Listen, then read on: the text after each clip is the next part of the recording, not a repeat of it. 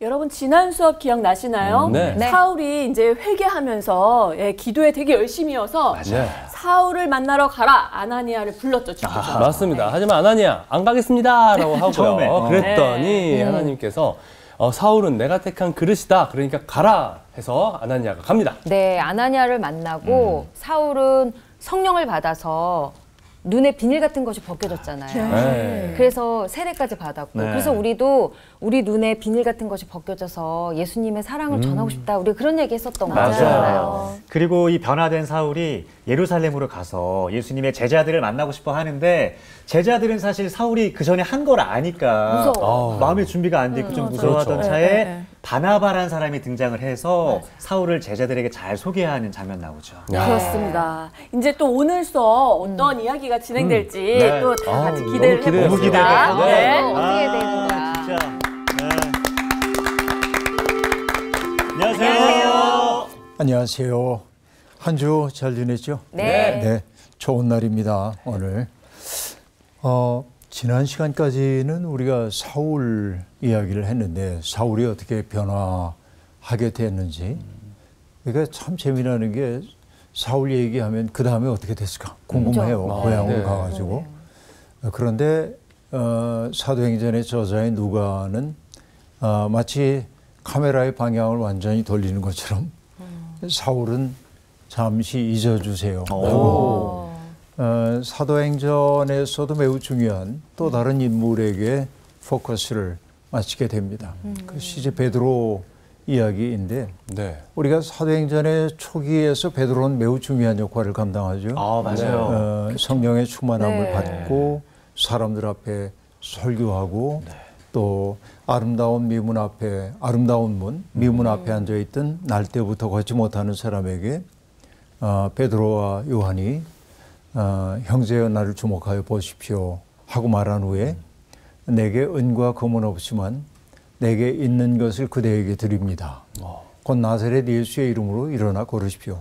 그래서 기적을 일으키고 그리고 이 놀라운 일들을 바라보는 사람들에게 예수가 주님이심을 증언하고 천하에 그 이름 이외에 구원 얻을 다른 이름이 없다.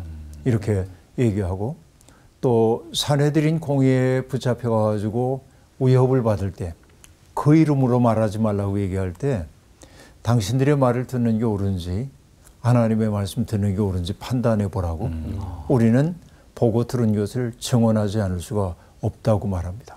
그러면서 예수의 이름으로 계속 하다 보니까 불편해진 사내들인 공회가 또다시 제자들을 붙잡아 들이고 그 이름으로 말하지 말라는 이야기를 왜 듣지 않았냐고 얘기를 하자 그들은 전혀 굴복하지 않습니다.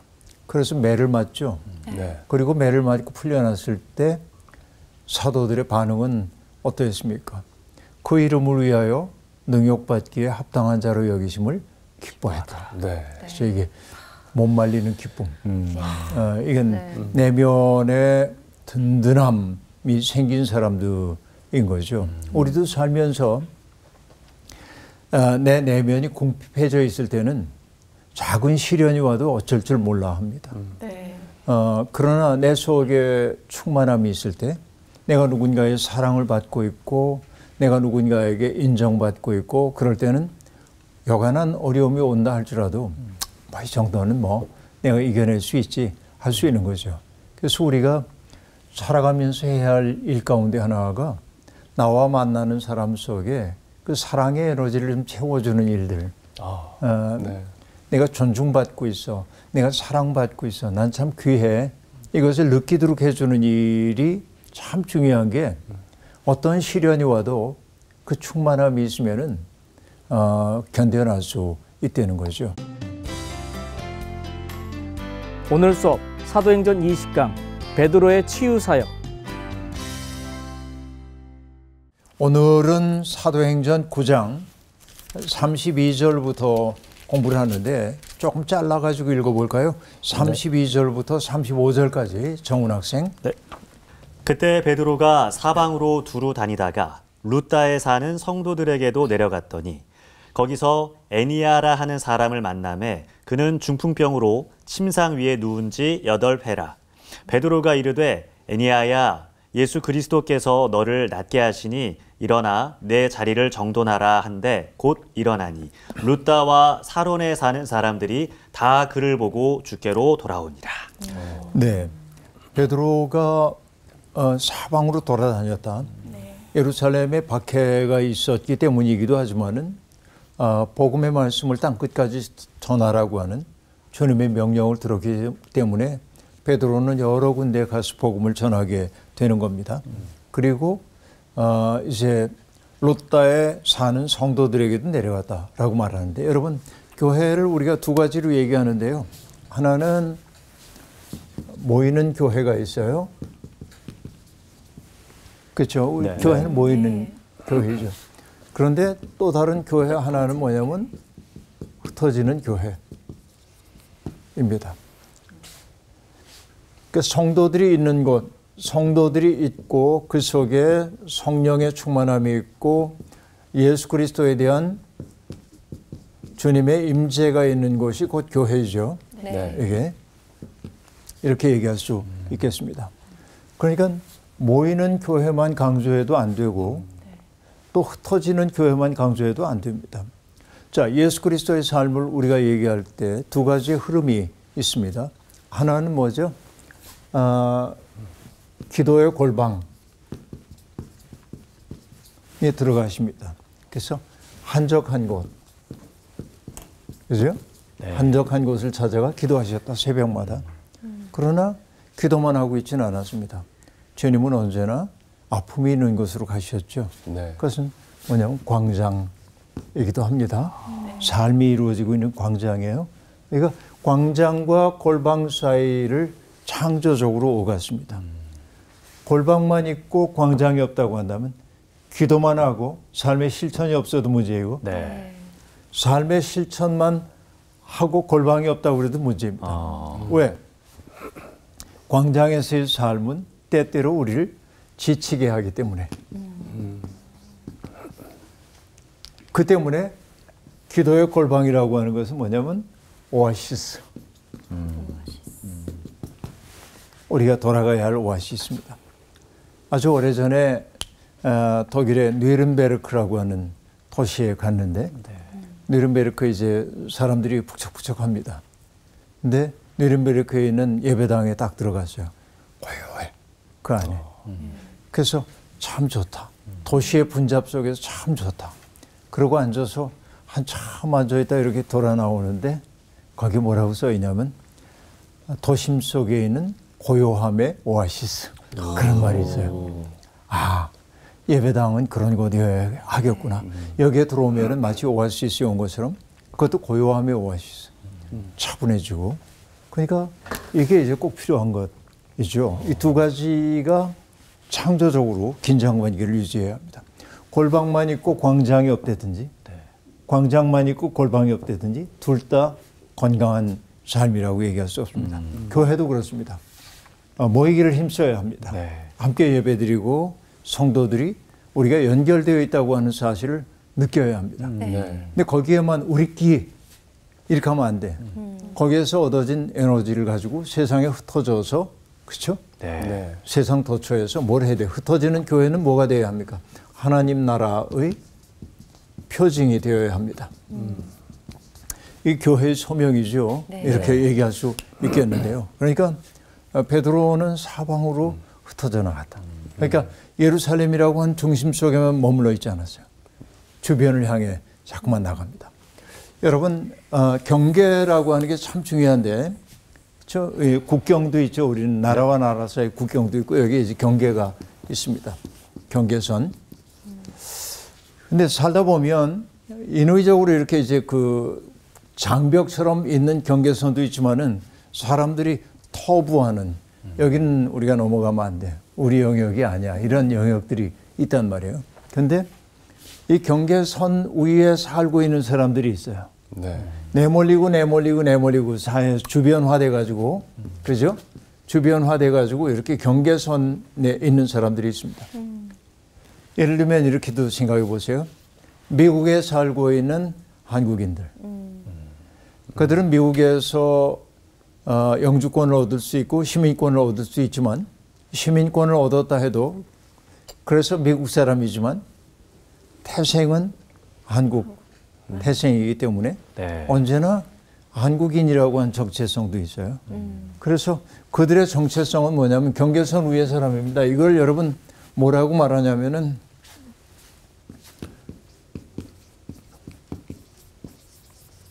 in between이라고 말하는데 여기 미국인도 아니고 한국인도 아닌 애매해. 네.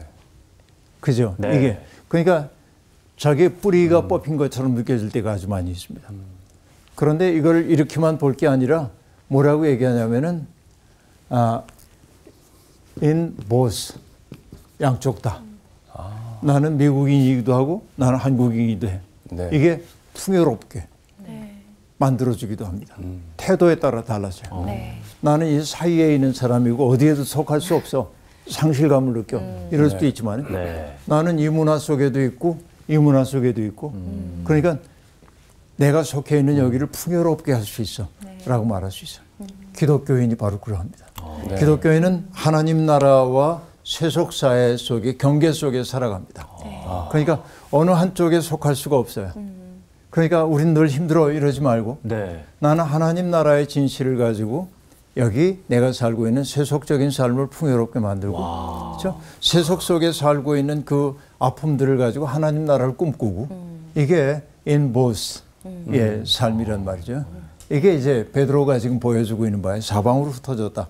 여기에 너무 오랫동안 머무르긴 했는데요. 여러분 교회가 중심을 추구할수록 모이는 교회만 강조할수록 교회는 세상으로부터 멀어지기 쉽습니다. 그렇죠? 네. 왜?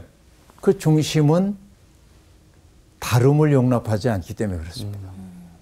그런데 주변부는 다른 것들을 받아들이지 않으면 살 수가 없는 것이에요. 네. 다른 이들과 접촉을 해야 돼요. 네. 그래서 흩어져 나가는 일들이 정말로 필요한 까닭은 거기에 있다는 얘기입니다. 그래서 생각해 보면 저는 도시에서 목회를 한 사람이지만은 요즘 은퇴 이후에 농촌이나 지방교회를 방문할 때가 있는데 마음속에 깊은 감동이 있어요. 그 목회자들, 성도들 보면서 왜 감명 깊으냐면 그분들은 마을 사람들에게 어찌하든지 그 복음의 따뜻함을 전해주려고 했어요. 내 교회 교인들만이 아니에요. 마을 사람 전체가 섬김의 대상이에요. 사람 하나하나가 너무 소중해요. 난 그분들을 보면서 이분들이 진짜 목회자들이구나. 그 사랑, 그 따뜻함, 그 섬기려는 마음, 한 사람에 대한 애달는 마음, 이런 것들. 내가 반성 많이 했어요. 내가 도시에서 목회하면서 이렇게 사람들을 귀히 여긴 적이 있나? 그러니까 주변으로 가봐야 보이는 세계가 있어요. 네. 그러니까 정말 우리는 시골에서 교인들 몇 명 안 되는 그 교회 목회자들 보면서 무능하고 이렇게 얘기하는 사람들이 있다면 정말 죄 짓는 거예요. 그분들이 얼마나 소중한 일을 하고 있는지 몰라. 이 교회의 실뿌리로서 교회가 서 있어야 할 자리가 어디인지를 여실히 보여주는 분들이에요. 너무 고마운 마음이 드는데 여기에 어쨌든 길게 머물렀어요. 근데 베드로가 가다가 루다라고 하는 지중해 해변 도시에 가게 되었습니다. 그 자리에서 베드로는 어떤 사람을 만납니다. 중풍병으로 8년 동안이나 자리에 누워 있었던 애니아라고 하는 사람입니다. 그러니까 병들어 있으면서 이분은 얼마나 힘들었을까요?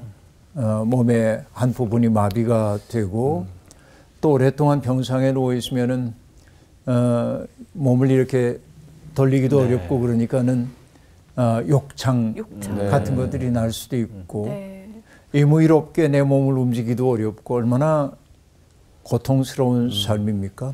그러니까 바깥에 출입하는 것도 의무이롭지 않고 어쩌면 죽고 싶은 생각이 수시로 들었을 수도 있는 그러한 상황 속에 있는데 누군가를 통해 전해진 복음의 말씀을 받아들이고 있었고 그런 소망을 품고 있었는데 그 신자의 이야기를 듣고 베드로가 애니아가 있는 곳으로 갑니다. 그리고 애니야에게 말합니다. 애니야야, 예수 그리스도께서 너를 낫게 하시니 일어나 내 자리를 정돈하라 한데 곧 일어나니. 그렇게 말합니다. 그렇죠? 그러니까 예수 그리스도를 통해 나타났던 치유의 이적이 베드로를 통해서도 나타나고 있습니다. 그 베드로의 말씀이 떨어지자 그가 나았죠. 곧 일어나니라고 말합니다. 근데 참 재미나는 게 뭐냐면 일어났다라고 하는 말이 반복해 등장하고 있는데 저는 이 말을 볼 때마다 떠오르는 게 강은교 선생님의 19절 가운데 하나인데 당신의 손이 길을 만지니 누워있던 길이 일어선 길이 되었네. 이렇게 말하는데요. 네. 그러니까 여러분 우리가 이제 이 수평의 사람 누워있어. 이 소망이 없는 상태입니다. 근데 당신의 손이 길을 만지자 일어선 길이 되어서 머리를 하늘에 두고 살아가는 일어섬. 이게 곧 부활이기도 하죠. 다른 형태. 이게 신앙은 일어서입니다. 세상은 우리를 끝없이 수평의 자리로 눕혀놓으려고 합니다. 이게 내 팔자야. 넌 이렇게 살 수밖에 없어. 그렇죠? 병자들도 그럽니다. 누워있는 거죠. 그런데 베드로가 예수의 이름으로 이렇게 세워져. 아름다운 문 앞에 있었던 날 때부터 걷지 못하던 사람도 일으켜 세웁니다. 네. 일어났어요. 일어선 존재가 돼요. 오늘 절망의 자리에 누워있는 이들이 있다고 한다면 주님의 손길이 다음으로 일어선 존재가 되었으면 좋겠는데 바로 그 얘기. 벌떡 일어나고 벌떡 일어나고 있거든요. 네, 그래요. 근데 놀라운 게 뭐냐? 롯다와 사론에 살고 있는 사람들이 애니야가 일어났다는 이야기를 듣고 다 주께로 돌아왔다. 애니야의 삶의 의미가 뭔지 애니야는 스스로 알기가 어려웠을 거예요. 내 인생에 왜 이런 일이 다가왔지? 나는 왜 이런 불행을 겪어야 돼? 왜 내가 짐짝처럼 취급받아야 되지? 이런 생각. 여러분 오래전에 나 신학교 동기 가운데 한 분이 있는데 정말 어려움을 겪는 이들 곁에 살던 분입니다. 노동자들을 돕고 농촌을 돕고 그냥 그 속에 들어가서 그대로 살던 분이에요. 어느 날 나한테 전화해가지고 농촌교회가 생산한 생산품들을 좀 교회에 소비를 좀 해줘. 그래서 오케이 보내달라고 그랬는데 그때가 수요일인가 그런데 다음 주 월요일인가 전화가 왔어요. 그래서 물건을 보내겠다는 줄 알고 반갑게 네. 어디야? 그랬더니 병원이래. 그래서 왜? 그랬더니 급성 골수암이 와서 나하고 통화한 며칠 되지도 않았는데 요 목 밑에가 전신마비가 왔어요. 원래 이제 있었는데 참고 지냈던 것 같아요. 몰랐는데 발견한 거예요. 그 병원으로 이렇게 찾아갔더니 나를 보고 웃으면서 껄껄 웃으면서 인생이 아무것도 아니네. 그래요. 그러면서 뭐냐면 난 내가 자유로 움직일 수 있다고 생각했는데 병들고 보니까 내가 물건 같아. 사람들이 옮겨줘야 내가 이렇게 있고. 그러다가 병상에 있을 때 또 이렇게 방문을 했더니 난 요즘 참 감사해 하나님께. 뭘 감사해? 그랬더니 그동안 어려운 사람들과 함께 산다고 그냥 그들과 함께 살기만 했지 예수 믿으란 소리 잘 못했는데 이제 내가 죽음을 목전에 두니까 가장 절실한 말을 해야겠다고 생각돼서 병상을 찾아오는 사람들에게 예수 잘 믿으라는 얘기를 한대. 자기가 비로소 목사가 된 것 같아. 그러다가 얼마 후에 세상을 떠났습니다. 그가 마지막으로 남긴 말은 주님이 하신 말씀과 같아요. 서로 사랑하라. 내가 마지막 하고 싶은 말은 그 말이라고 얘기를 하고 있는데요.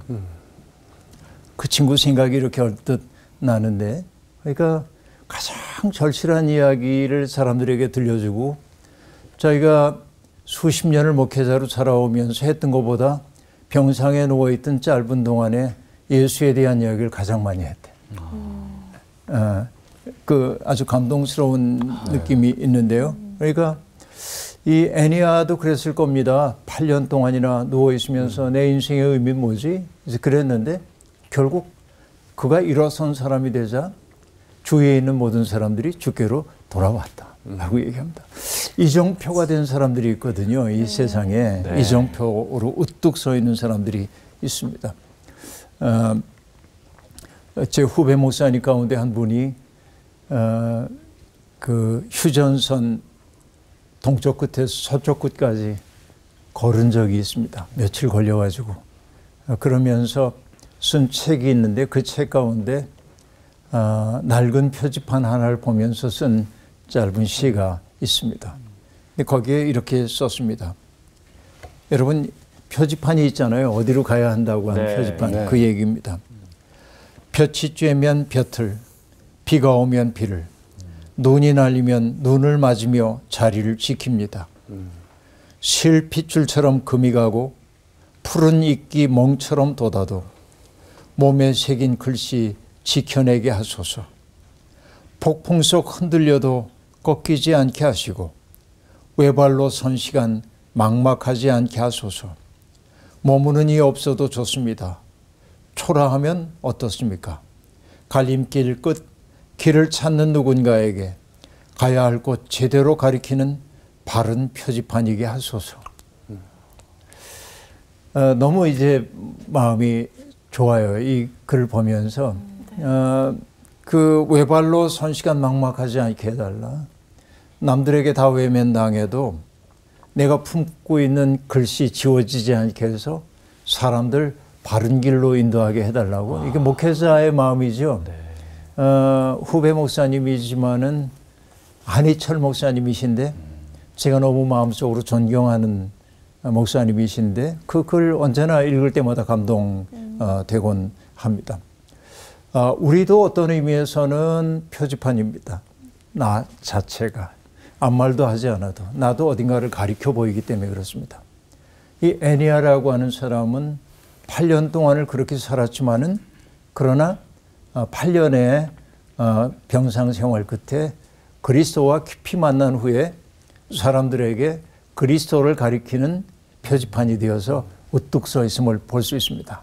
너무 감사한 일이죠. 그 다음에 다음을 보도록 할게요. 36절부터 43절인데 세 절, 세 절, 두 절 읽으면 되겠네요. 네.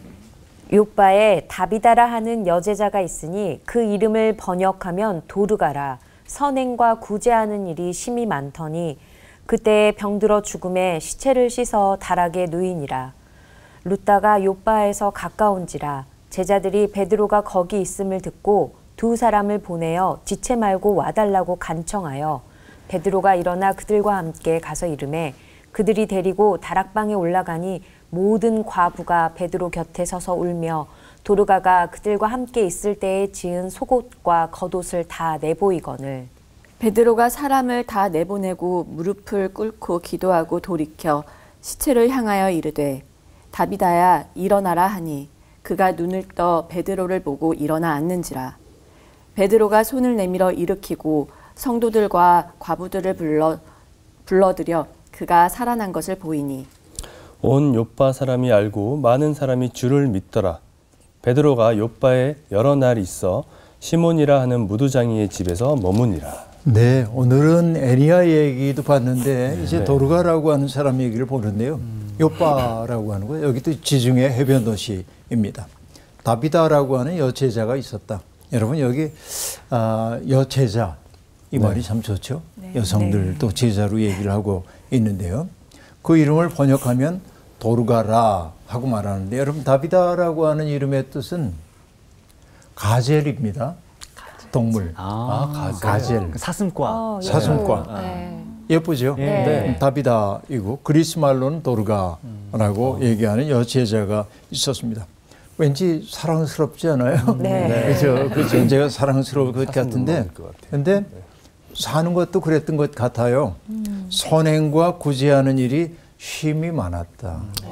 여러분 세상에 보면은 언제나 그 피해의식에 사로잡혀 사는 사람도 있고 또 은혜에 사로잡혀 사는 사람도 있습니다. 네.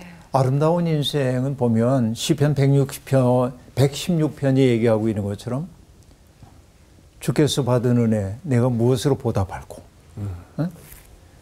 내가 누리고 있는 그 복이 과분하고 내가 자격이 없음에도 불구하고 이런 은혜를 받아 누리고 있구나 하는 생각을 하는데 이게 과분해서 내가 어떻게 보답할고 사랑의 빚진 자의 마음으로 사는 거죠. 요즘 제가 절실히 느끼고 있는 거예요. 내가 사랑의 빚진 자, 얼마나 과분한 사랑을 받고 있는가 이런 생각들을 경험을 해요. 그러니까 잘 살아야겠다는 생각이 점점 깊어가는데 근데 여러분 거꾸로 세상이 원망스럽기만 하고 저 인간들이 왜 나를 알아주지 않는 거야? 내가 마땅히 받아야 할 대접을 왜 안 해주는 거야? 속상한 사람들이 있습니다. 네. 근데 그 인생관이야. 어떻게 보면 아주 태도가 그렇게 정해진 사람들이 있어요. 불행합니다. 네. 어떻게 보면 좀 이걸 바꾸는 게 좋겠는데요. 여러분 선행과 구제에 힘쓰던 사람이라 여러분 이게 참 좋은 것입니다. 마틴 루터 킹 주니어 목사가 암살당하기 불과 얼마 전에 자기가 죽으면 자기 장례식에서 자기를 위한 추도사를 하는 사람에게 이런 말을 하지 말라고 얘기했어요. 어떤 말이냐면 이분은 노벨 평화상을 받은 분입니다. 이런 소리 듣고 싶지 않대요. 300인가 400인가 그런 상을 300회 400회를 받은 사람입니다. 이런 얘기도 하지 마라 줬으면 좋겠다. 그러니까 자기에 대한 그리고 자기의 학력 보스턴 대학을 나오고 뭐 이런 얘기 일체 안 했으면 좋겠다. 추도사를 하는 사람이 다만 해줬으면 좋을 것이 뭐냐면 이분은 고난받는 사람들의 아픔을 모른 척하지 않았고 굶주린 사람을 먹이려고 애썼고 목마른 사람에게 마실 물을 주려고 애를 썼다. 이런 얘기를 자기 장례식에서 들을 수 있다면 더할 나위 없이 행복하겠다. 그러니까 여러분 중요한 게 뭐냐면 사람들에게 나를 근사하게 보여줄 수 있는 것은 일체 장례에서 무의미하다. 나는 어떤 사람이었는가 라고 하는 얘기죠. 그리고 마틴 루터 킹 주니어의 장례식에서 실제로 그가 썼던 그 문장이 낭독됩니다. 이게 감동적인 얘기죠. 근데 여러분 감리교 창시자인 존 웨슬리는 기독교인의 세 가지 삶의 규칙이 있다고 얘기를 합니다. 첫째는 뭐냐면 아무에게도 해를 끼치지 말아라. 두 번째는 선을 행하라. 세 번째는 하나님의 사랑 안에 머물러라. 이렇게 얘기합니다. 근데 우리가 누구에게도 해를 끼치지 않으려면 뭘 해야 합니까? 하나님의 사랑에 잇대어져 있을 때만 남에게 해를 끼치지 않는 사람이 될 수 있습니다. 왜? 우리 속에는 선의 가능성도 있고 악의 가능성도 있어요. 미국의 그 선주민인 우리가 인디언이라고 얘기하는 인디언이라고 불렸던 사람들 가운데 체로키족 사람들이 있는데 그 추장이 항상 하던 얘기가 있습니다. 우리 속에는 두 마리의 늑대가 있다는 거예요.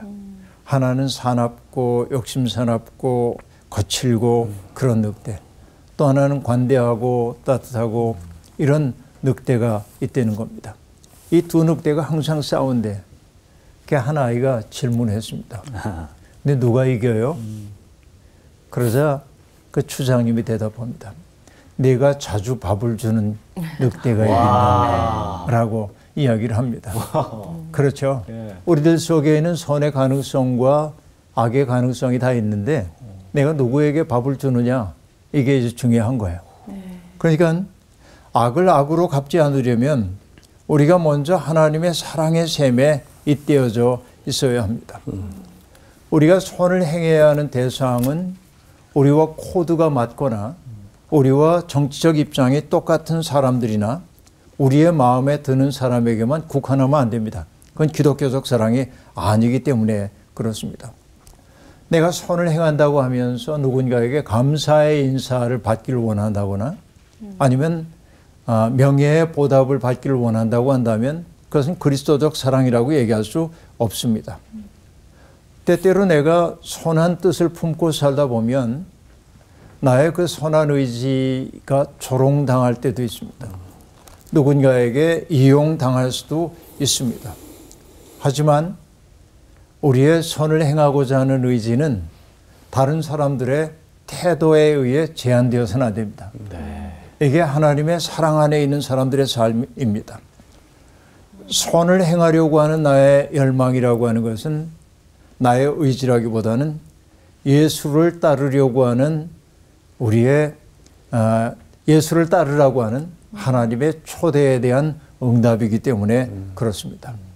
나는 내 마음을 통제할 수 있어요. 자, 어쨌든 이렇게 아름다웠던 다비다가 선행과 구제하는 일이 많았는데 병들어 죽었다. 어쩔 수 없죠. 네. 이게 인생의 한계입니다. 사람들은 그의 몸을 씻어서 다락방에 누워 두었습니다. 그런데 그 룻다가 욥바에서 가까운지라, 자, 베드로가 룻다에 있었거든요. 이게 욥바하고 멀지 않아요. 사람들이 베드로에게 사람을 보내서 지체 말고 와달라고 간청을 하자 베드로가 함께 가서 다락방으로 그를 안내합니다. 과부들이 베드로 옆에 서가지고 울음이 터지는 거예요. 여러분, 우리도 이런 경험하잖아요. 슬픔을 사랑하는 가족이 세상 떠났을 때 슬퍼서 울고 있다가 울음이 좀 잦아들었는데 고인의 사랑받는 또 다른 사람이 와서 울음 터뜨리는 거 보면 또 같이 울고 이제 이럴 수밖에 없는 것인데 그 과부들이 베드로를 보면서 또 눈물이 터졌어요. 그러면서 그들과 함께 있을 때 도르가가 지은 겉옷과 속옷을 다 내보입니다. 그 뭐예요? 언제나 바느질하고 있었던 것 같아요. 누군가 필요에 따라서 응답해 주기 위해서 이제 그렇게 얘기하고 있습니다. 그러자 베드로가 사람들을 다 내보냅니다. 사람들을 다 내보내고요. 그리고 무릎을 꿇고 기도합니다. 시체를 향하여 다비다야 일어나라 라고 얘기합니다. 왜 사람들을 다 내보냈을까요? 사람들을 내보낸 까닭이 뭐냐면 다른 거 아닙니다. 통념이 작동하고 있는 세상. 그렇죠? 그 세상에서 여러분 사람들은 자기들의 통념을 가지고 세상을 바라보게 되는 것이죠.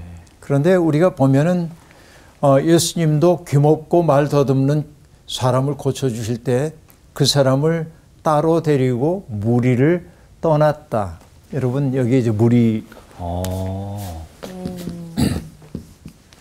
무리를 떠났다라고 얘기를 하고 있는데 무리라는 게 뭐 그냥 군중을 뜻하는 말이기도 하지만 이게 말장난처럼 보이지만은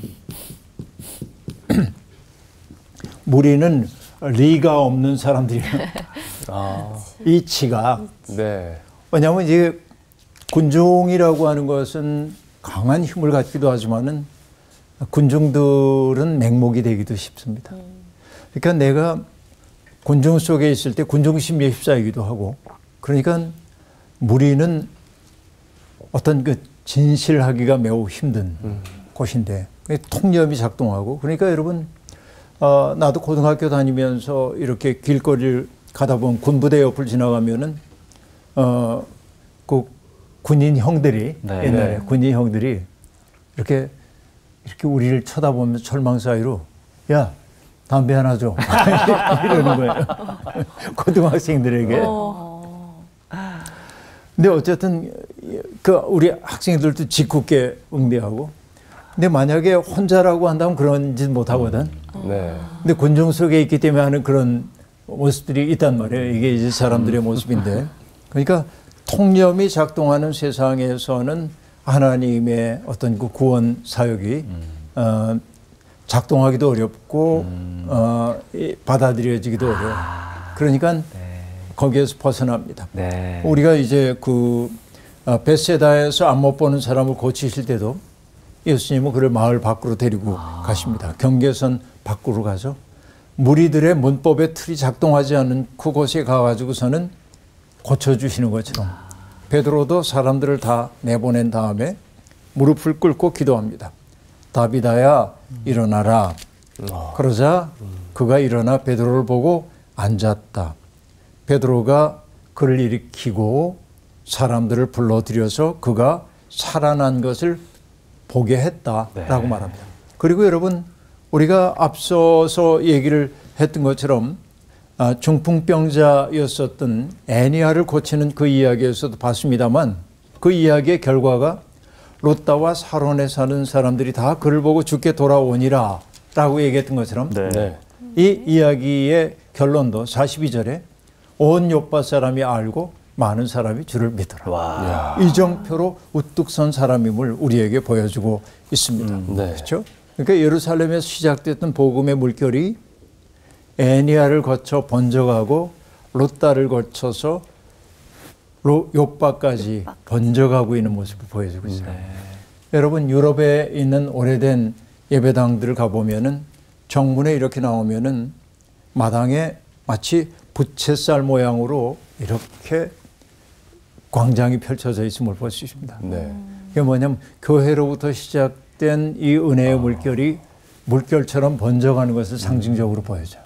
이게 그런 거라고 볼 수 있는데 그러니까 예루살렘에서부터 비롯된 복음의 물결이 우렁우렁우렁 번져가고 있음을 보여주고 있습니다. 그리고 오늘 이야기의 마지막은 베드로는 시몬이라는 무도장이의 집에 머물렀다라고 말합니다. 여기서 우리가 깜짝 놀라는 거예요. 무도장이는 죽은 짐승의 가죽을 가공하는 사람입니다. 피장이입니다. 그럼 죽은 짐승의 가죽을 만진다는 것은 그가 부정한 사람이에요. 율법으로 보자고 한다면 그런 거예요. 그러니까 불결한 사람입니다. 근데 베드로가 그의 집에 들어가야 돼요. 그렇죠? 이게 굉장히 중요한 사건이에요. 왜? 그 다음에 나오는 사건을 예고하고 있기 때문에. 이렇게 끝나는 구장이. 그래서 여러분 옛날에 이제 그 짐승을 잡는 사람들을 우리가 백정이라고 일렀었죠. 백정은 아주 천빈으로 취급을 받았습니다. 근데 우리 선교사 가운데 그 올리버 에비슨이라고 하는 분이 계셨는데 1895년에 청일전쟁이 벌어지고 콜레라가 창궐하고 그래서 30만 명이 세상을 떠나고 또 그 후에 또 천연두가 돌아가지고 사람들이 어려움을 겪고 있었습니다. 그러자 내무 대신이었던 육일준이 이 의사인 올리버 에비슨에게 좀 도와달라고 이 병을 좀 잡아달라고 합니다. 그래서 에비슨이 서양의 의학을 가지고 천연두를 고쳐냅니다. 효과를 봤잖아요. 그래서 에비슨이 육일준에게 부탁이 하나 있다고 얘기합니다. 그리고 뭐라고 얘기하냐면 이렇게 얘기합니다.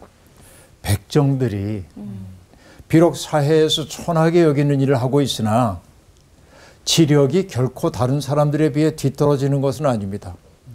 그럼에도 이들에게는 조선 남자들의 상징인 상투를 틀고 갓을 쓰는 영예로운 관습이 허용되어 있지 않습니다. 오랫동안 고난을 받아온 백정들에게 정의로운 조처가 취해진다면 조선에 있는 모든 외국인들이 크게 기뻐할 것입니다.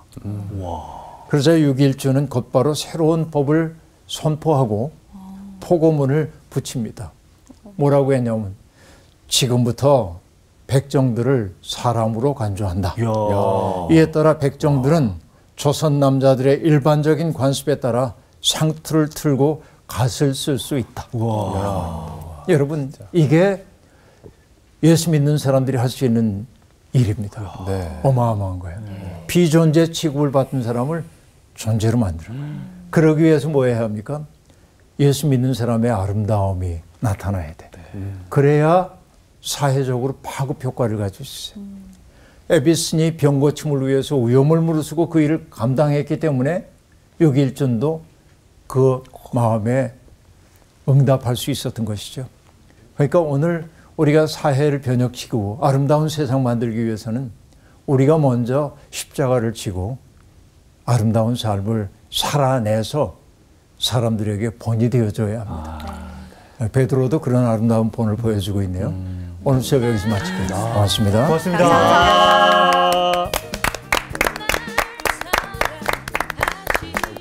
믿음을 가지고 이 선대로 살아가려 할 때 뭔가 힘들 때도 있고 이 세상 이거 어떻게 조율하지 뭐 이런 고민할 때가 있는데 오늘 인보스트를 배워가지고 네. 확실히 들어왔어요. 역시 인싸야. 네. 오늘부터 인보스트로 살겠습니다. 와, 뭐. 네. 우리 오늘 수업은 벌떡 일어나면서 마무리했지. 일어나려고 했잖아요. 많이 등장해 일어나면. 그러니까 정말 그 아름다운 이정표가 되는 삶은 뭘까 그런 거에 대해서 깊이 생각하시는 시간이었고 저는 어느 쪽에다 힘을 줄 것이냐 인보스. 예.